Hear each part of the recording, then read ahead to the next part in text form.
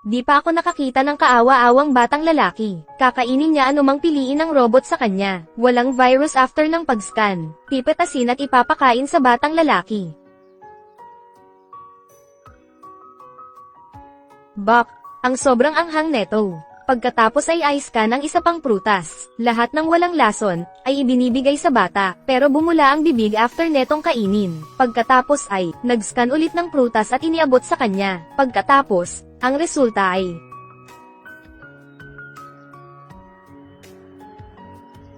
napaisip ng robot na ang batang ito ay mahirap patayin. Ngunit ngayon ang bata ay nagpanik, habang namimitas ng prutas. Ang robot ay natatakpan ng pulp ng sumasabog na prutas. Nang pinunasan niya ang mata ay damaykit din siya.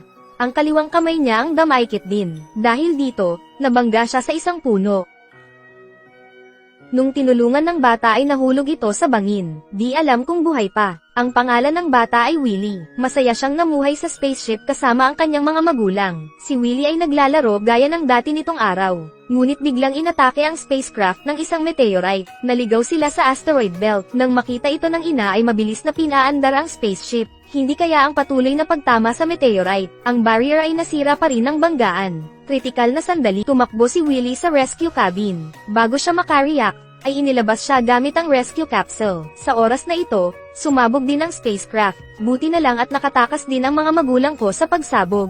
Ngunit ang bad news ay, ang direksyon ni Willie ay baliktad sa kanyang mga magulang. Tanaw ni Willie ang unti-unting paglayo sa mga magulang. Di ko alam kung gaano katagal. Si Willie ay napadpad sa isang di kilalang planeta. Hindi nagtagal si Willie. Sa escape hatch, may isang robot na si Buck ang biglang lumitaw. Pagkatapos ay binuksan ang cabin. Bakit hindi ka mag-alis ng mabilis? Kailangan kong mahanap ang mga magulang ko. Ginagamit ang emergency cabin na ito para sa landing, hindi para sa pag-alis. Inactivate ni Buck ang distress signal, at inexplain ang kanilang sitwasyon kay Willie. At nalaman ni Willie, baka hindi na magkita ng magulang. Para mapasaya siya, may mga bagay na binigay sa kanya. Agad siyang naakit sa mga props sa loob. Habang pinagmamasdan ni Willie ang planetang ito gamit ang teleskopyo, isang malaking pagyanig ang bumasag sa katahimikan. Biglang gumalaw yung malaking bato sa likod. May lumabas na isang malaking batong halimaw. Bahagyang kumaway ang paa ng halimaw. Ang cabin ay biglaang nasira. Minsan, ang mga malalaki ay hindi mapanganib. Minsan, mabilis na tumakas. Buti at hindi sumunod ang halimaw. Ginamit ni Buck ang claw. Madaling alisin ang signal transmitter at baterya. Ginaiseng din ni Buck ang bato sa gilid niya. Wala silang choice kundi tumakas. Nakakakita ng makakain. At nag-transform si Buck sa motorsiklo. Nakatakas sila sa pamamagitan ng pagtatago sa isang kuweba. Ngunit ang baterya ay nawala ni Willie sa kalagitnaan. Kailangang humanap muna sila ng lugar para magkampo. Pero isang araw lang.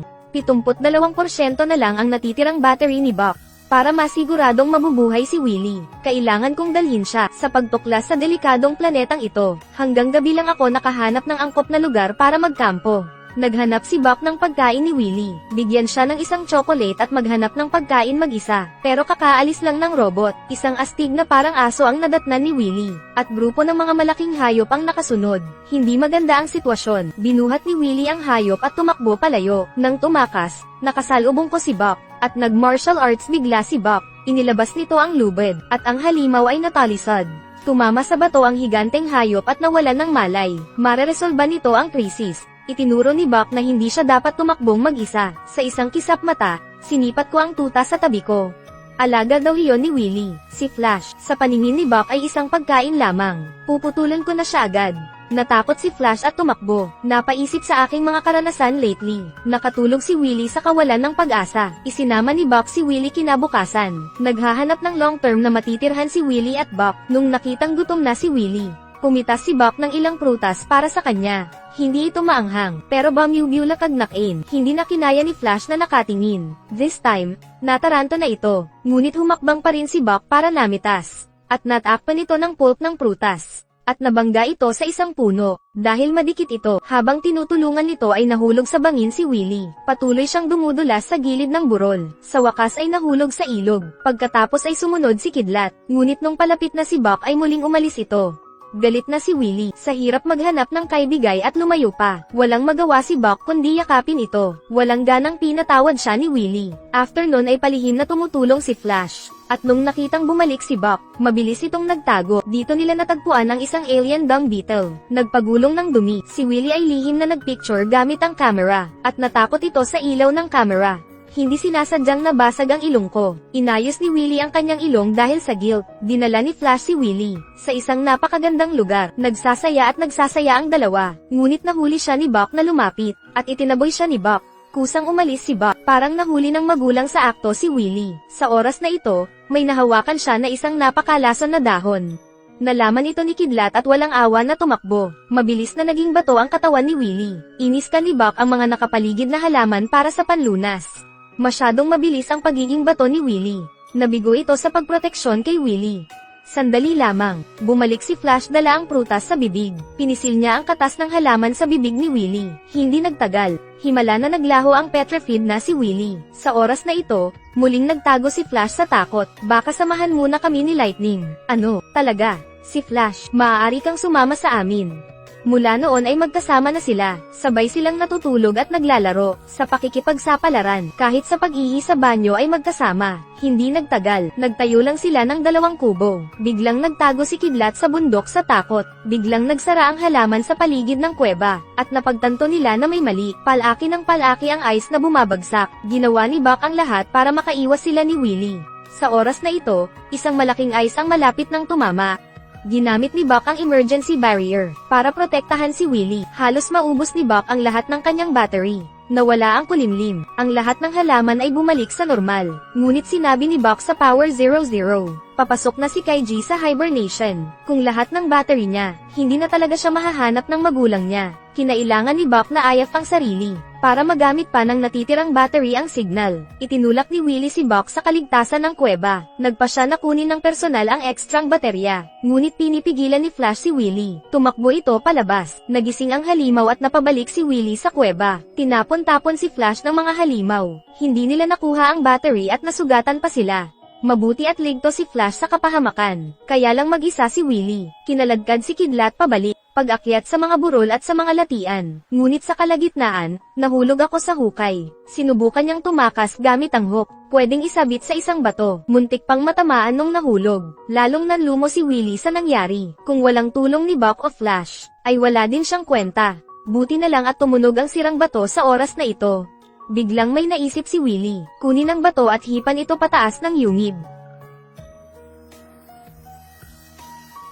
Hindi inaasahan na ang sungay ng dung beetle ay talagang nagpakita kasama ang mga kaibigan, pero ang naiwan ay ang tinulungan niya lamang, at tinarget ni Willie ng hook.